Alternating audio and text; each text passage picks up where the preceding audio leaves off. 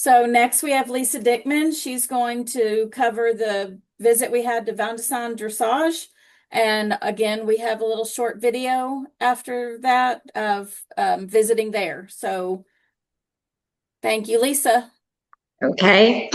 So what was different about Vandesand was it was a smaller program than like BDL or Nyhoff, which so I say rags to riches. I don't mean that literally, but it was kind of like Vandesand did not start from a family of breeders. And he was talking about his dad was like, "Are you crazy?" And it's funny because, you know, how many decades in of doing this, my mom is still like, "When are you going to get out of those horses?" And so it kind of was relatable to me. And the fact that it was kind of a smaller program, I also felt was really relatable. And it proves that you don't have to come from a big breeding background. You really just have to have the passion and you can make it work. And I think he kind of went into business and then sold it. And then he started his breeding program. He also does a lot of partnering to make things workable for himself.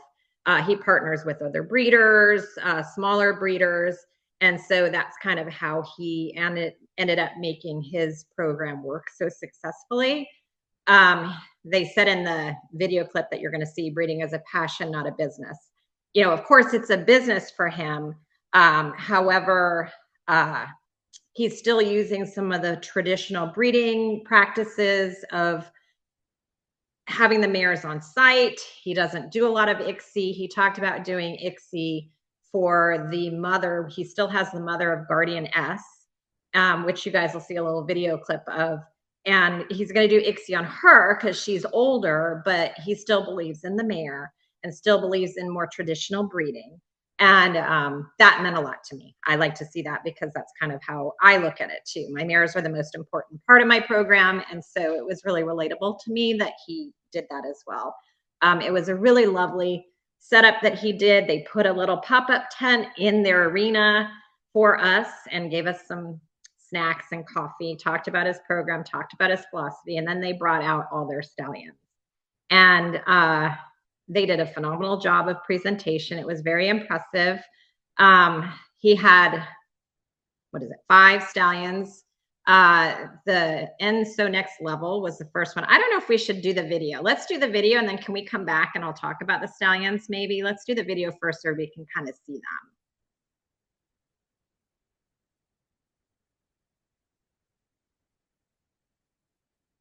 Horses is nice and it's a wonderful hobby, but it's a waste of money. So that was very motivating for me to. Then in the motherland and the mare and the grandmother, they get a lot of foals, and none of them end up in sport. Then I was always asking, why would he do it? And next level also, he was a premium stallion.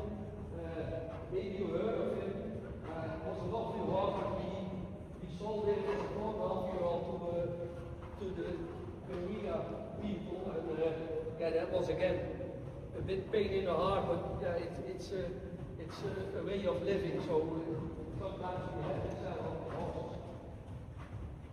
Like to go to KWPN, of course. It's a bit in my heart, to be honest. There's always something going on. We always.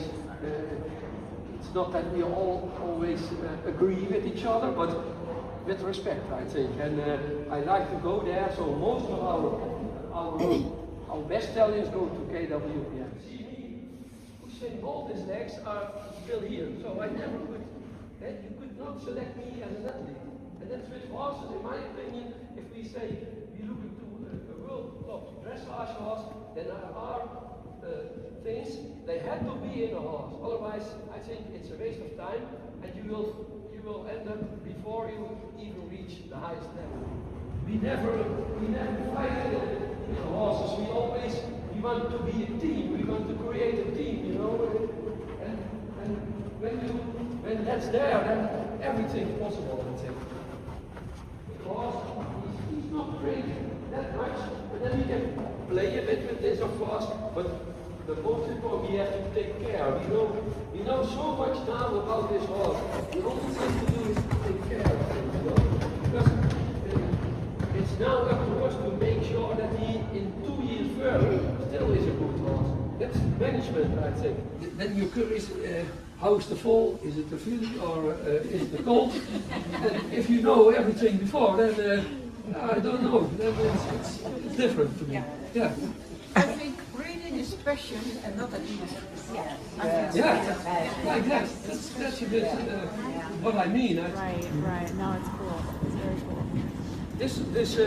This will always be a very special horse to us, of course, because it was our first homebred approved KWPN stallion.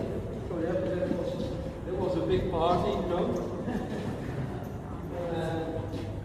Real good piaf, Dressage. We never rode him with a whip, nothing. When we go to a show in warming up, no whip, you don't need it. He has that go. Real good health also, that's maybe like we had a lot of, we sold a lot of them and there are, what I said, over 1,200 offspring, but if you talk with vets, they say 4 Ferreros are really sound. Legs, in his first really year, you know, he covered over 500 mares in his first year, but his first foals, we are really pleased with them. If I see in 4 auctions in Holland and in Germany, he had the most expensive foal. The work on the dummy was a bit in his body, and not a bit, it was very much in his body. So it was hard to manage and took more time, but you know, in Denmark, before the breeding season, you get nice to walk, you know, and then after the breeding season, it was a bit of a problem, but now you will see later on, it's there again. Horse has a nice walk. She was, of course, already in sport and with Grand Prix and everything, but never with stallions and stud book and stallion competitions and presentations, things like that. But A bit out of my comfort zone, if I have to say. yes. Did very well.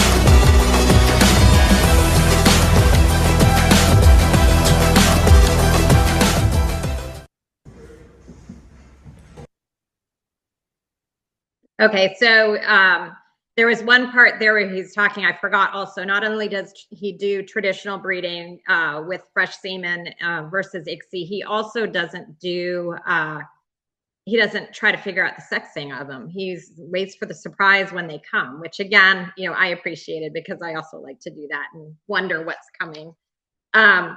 So he had an American rider, which was also pretty exciting. And she obviously is a lovely rider. She does a great job with his stallions.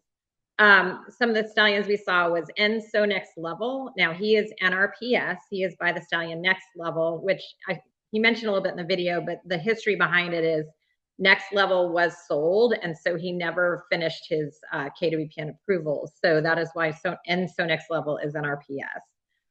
You know, and again, the history of being a breeder is sometimes you have to sell a horse to help finance your breeding program, whether you want to sell it or not. It sounds like he was a little sad to have to have made that decision, but you know, it is what it is. So NSO Next Level was Next Level Negro. Magic McKee, which we saw on the video, is total red stallion they ever produced. He is bodyguard Moorland Trento B. And it was really neat to see the mother of Guardianess there and that they still, you know, really hold her in high regard. He had 4 Ferrero, which is Romance Dawn Crusader. And then the last one we saw was Sarai L, which is Secret for Romance. And that horse is in a breeder partnership with another breeder.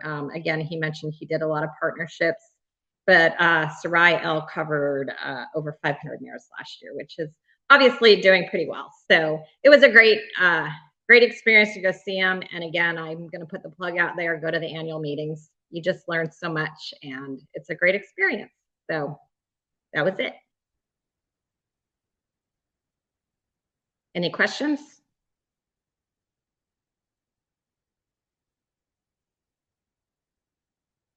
Okay.